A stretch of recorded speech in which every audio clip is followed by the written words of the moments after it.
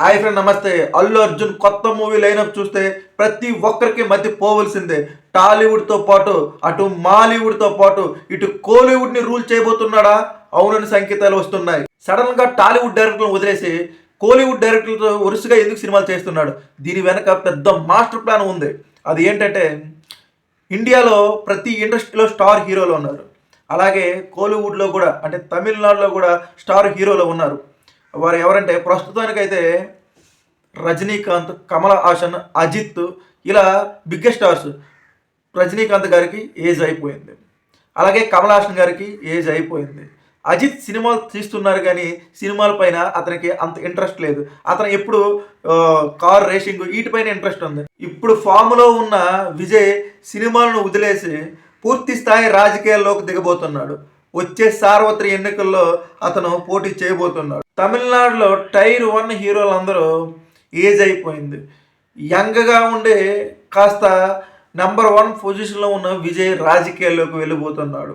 ఇక టైర్ 2 హీరోలు అంటే మనకి సూర్య, ధనుష్, శివకార్తికేయన్, వీళ్ళంతా టైర్ 2. ఎందుకంటే ఇప్పుడు వరకు ఒక 100 కోట్లు ఓపెనింగ్ డే మూవీ కూడా ఏది లేదు. అంటే వీళ్ళు టైర్ 2 కింద వస్తారు, టైర్ 1 కింద రారు. ఇలాంటప్పుడు తమిళనాడులో తెలుగులో ఎంత ఫ్యాన్ బేస్ ఉందో అల్లు అర్జున్ గారికి, తమిళనాడులో కూడా అంత ఫ్యాన్ బేస్ సంపాదించడానికి వరుసగా తమిళ డైరెక్టర్లతో సినిమాలు చేస్తున్నాడని బ్యాక్గ్రౌండ్ రిపోర్ట్స్ అయితే చెప్తున్నాయి. అయితే అందరికీ ఒక డౌట్ ఉండొచ్చు, తమిళ వారికి ఉన్న ప్రాంతీయాభిమానం దేశంలో మరి ఏ రాష్ట్రం వారికి ఉండదని.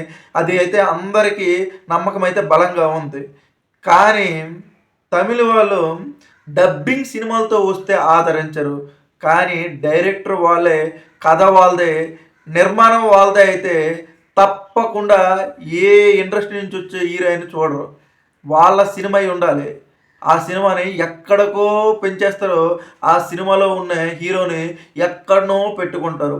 ఉదాహరణకి రజనీకాంత్, సూపర్ స్టార్ రజనీకాంత్ది తమిళనాడు కాదు, చెన్నై కాదు, అతనిది కర్ణాటక రాష్ట్రం. అలాగే మనకి హీరో అర్జున్, మనకి శంకర్తో జెంటిల్ మ్యాన్ ఒకే ఒక్కడు, ఎన్నో సినిమాలు బ్లాక్ బస్టర్ సినిమాలు తీశాడు. అర్జున్ది ఏ రాష్ట్రం? అర్జున్ది కూడా కర్ణాటకే. కానీ అతను డబ్బింగ్ చేయలేదు. డైరెక్టర్ తమిళ మూవీలు, డైరెక్టర్ వాళ్ళ లాంగ్వేజ్లోనే తీసి మిగతా భాషల్లో డబ్బింగ్ చేశారు. అందుకే అతన్ని స్టార్ చేశారు, రజనీకాంత్ని సూపర్ స్టార్ చేశారు. ఇంకా అంతెందుకు, మన తెలుగు వాడైన విశాల్ కూడా అక్కడ స్టార్ హీరోని చేశారు. అజిత్ కూడా తెలుగు అంటున్నారు, మరి నాకైతే పూర్తి స్థాయిలో తెలియదు. సో దీన్ని బట్టి ఇక్కడ అల్లు అరవింద్ మాస్టర్ ప్లాన్ కూడా ఉందనిపిస్తుంది. ఇదే సరైన సమయము. ఇలాంటి టైంలో పుష్ప లాంటి మరొక 2 బ్లాక్ బస్టర్స్ అక్కడ పడితే ఇక అల్లు అర్జున్ గారికి తిరిగి ఉండదు. తెలుగులో ఎంత పెద్ద స్టారో, తెలుగుతో పాటు మలయాళంలో కూడా అంతే స్టారు. అక్కడ అతనికి అంత క్రేజ్ ఉంది. సో ఈ మలయాళంతో పాటు ఈ కోలీవుడ్, తమిళనాడులో కూడా అంత క్రేజ్ సంపాదిస్తే ఈ సౌత్ ఇండియాలో ఈ ఐకాన్ స్టార్ రూల్ చేయబోతాడని గట్టి నమ్మకంతో అయితే ఇప్పుడు అల్లు అర్జున్ ఆర్కే ప్రాజెక్ట్, ఈ సినిమాని అయితే సన్ పిక్చర్స్, అంటే తమిళనాడు సన్ పిక్చర్స్ అయితే నిర్మిస్తుంది. ఆ తర్వాత లోకేష్ కనగరాజ్ సినిమాలు అంటే తమిళనాడులో ఎంత బీభత్సం సృష్టిస్తాయో ప్రతి ఒక్కరికి తెలుసు. ఆల్రెడీ 2-3 ఇండస్ట్రీ హిట్స్ కూడా కొట్టాయి. అలాంటి లోకేష్ కనగరాజు అల్లు అర్జున్ మూవీ వస్తుందంటే ప్రతి ఒక్కరిలో అంచనాలు ఆకాశానికి తాకాయి. ఆల్రెడీ మనకి అనౌన్స్మెంట్ వీడియోస్ అయితే ఒకటి విడుదల అయింది.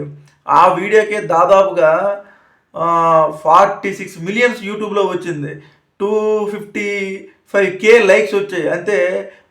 అంటే అనౌన్స్మెంట్ వీడియోకే ఈ రేంజ్లో ఉందంటే లోకేష్ కనగరాజు అల్లు అర్జున్ గారి మూవీ అంటే బాక్సులు బద్దలవుతాయని చెప్పాలి.